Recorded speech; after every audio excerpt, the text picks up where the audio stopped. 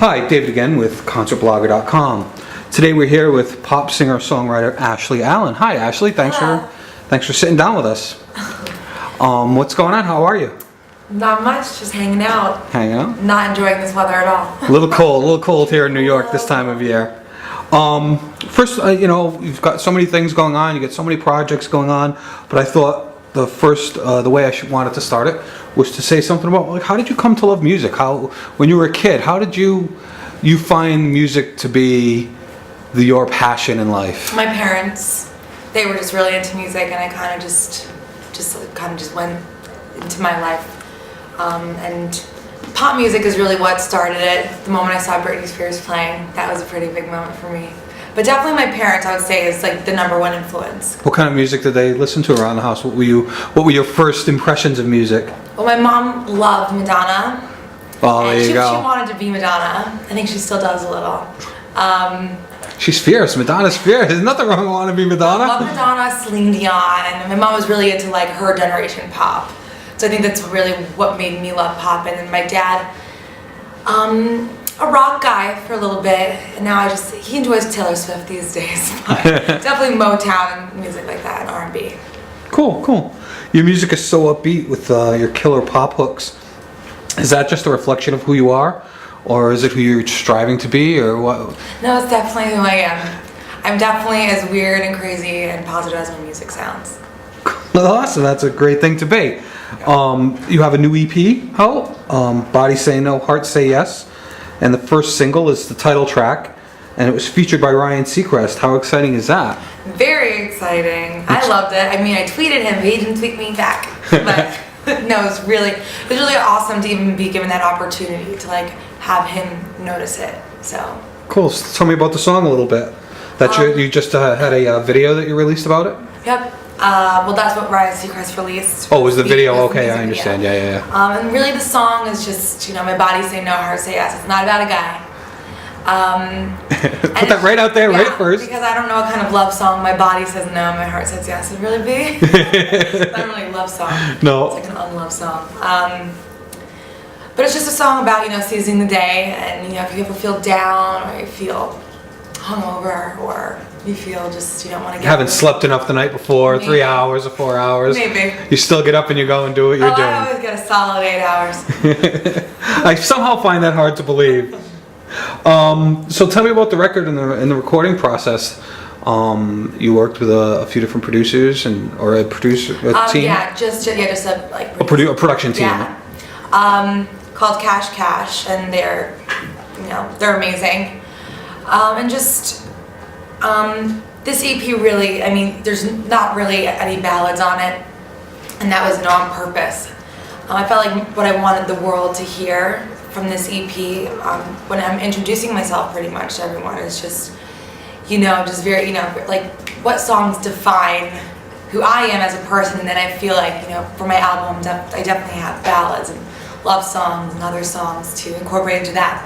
But this EP is really just an introduction to, hi, I'm Ashley, and this is like... And this is what I do. Yeah. And this is what I do very good. Oh, thank you. So you have a video that you were talking about there, the Let's Go video. What went into making that? Really kind of crazy, all sorts of dancing and colors and all different things going on. Why don't you tell me about that a little bit in that process? Well, that was rushed really, really quickly when we found out that Ryan Seacrest was like, I'll be married video. We're like, okay, let's make a video. So I always had my vision of how I wanted my videos to be, how I wanted to be seen. And I felt like this was the best thing to ever happen, to have to rush it, because no one was able to tell me no. It was like, this is how it's doing it, and exact gave you. This is how the video is gonna be, and I like surrendered. I'm like, if you don't like this video, then you don't like me. And when you manifest and you just follow your heart. I mean, so this video is just really, it's really exciting because I feel like I'm doing what I want to do. Cool. So you've been touring a lot recently, literally all over the world. You had a trip to Australia. What was that like? I mean, that was awesome. I mean, I wish it was summer though. I mean, it was May, but it just turned winter. It was just a really great experience to be able to do that. Definitely. Cool. Miss Taylor Dane. There you go.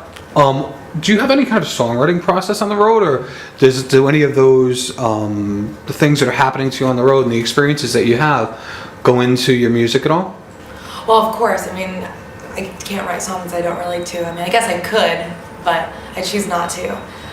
Really just, I mean, it's not like you sit down and you're like, okay, I mean, you can sit down and just be like, okay, we're gonna write a song about this and this, but on the road, it's really just sometimes you just get ideas. I always carry a journal with me. I write in, and you know, the writing process for every song is so different. It's really hard to be like, this is exactly how it's done. There's so many ways. Every time is always different. It's just so different, yeah. Cool. So you'll be going out on the road soon here with the Sunday. high school. The Sunday, there you go. Really soon. The High School Nation tour with Taboo and Drake Bell. Yep. What's that going to be like? You're going to high schools actually? It's really awesome. I cannot wait to get back. I was just there for 4 days. But it's High School Nation is really just, to me, like the way to explain it, it's like a mini festival that this amazing High School Nation company, they put together for these kids. And it pretty much happens at the end of their school day. And they set up tents and they have contests, and every school gets a donation of $10,000 to their music and arts program. Oh wow! The show, it's so really awesome. awesome. And the kids are amazing, and it's just so awesome. It really is. I can't really say much more than like, I'm so excited to be part of it. That's cool, and your music gets out there to a whole new group of young fans, hopefully. You know, Yeah, future fans, your devotees. Any other projects coming up? Anything else that's after the tour? You said something about an album. You have a full album that you're working on? I mean, I could literally probably release 50 albums. That's how many songs I have. But there's no plan for an album just yet. Definitely, really, this, you know, they take it day by day, and this tour, you know, is what's next, because it didn't even start yet. And then, you know, really just we've started going to radio, and you know, and more radio tours, and meeting all these amazing radio people. So that's pretty much what's next. And then summer. So, and then summer. There's always some crazy stuff happening. There's a lot of, who even knows what's gonna happen. So I have to ask, what's the story with the wolf shirt? Well, when I was little, I was raised by wolves. Oh really? Yeah. That's what happened? Well, actually, I had wolves, so I tend to relate. I howl at the moon sometimes. You howl at the moon sometimes? Well, it's a very nice shirt. So one last question that I ask most of my interviewees. What is something about yourself that maybe the average fan doesn't know about you? And maybe it's that you were raised by wolves, but maybe there's something else in there that you wouldn't, you know, that the average fan wouldn't really relate to. Oh, that's really who she really is? When I was 15, I picked up my bags and I moved to France by myself. Really? I was like, adios, mom and dad. No, I think it's au revoir though. And then I went again when I was 17, and just kind of, it was something that I kind of felt like I needed to get away, and I went to Canada, and there was a bunch of people like in the street performers, and they were performing, and they were speaking French, and then every time they would say something, like I would scream, and all the other French people would scream. My cousin was like, how do you know what they're saying? And I'm like, I don't know, I just do. Turns out I didn't really know what they were saying, but ever since then I was like, I just was fascinated with the language, so I guess I can kind of speak it. There you go. Oui. There you go. Oui. Well, thank you so much, merci beaucoup, for your time, and we look forward to seeing you out there on the road. Thank you. Thank you so much.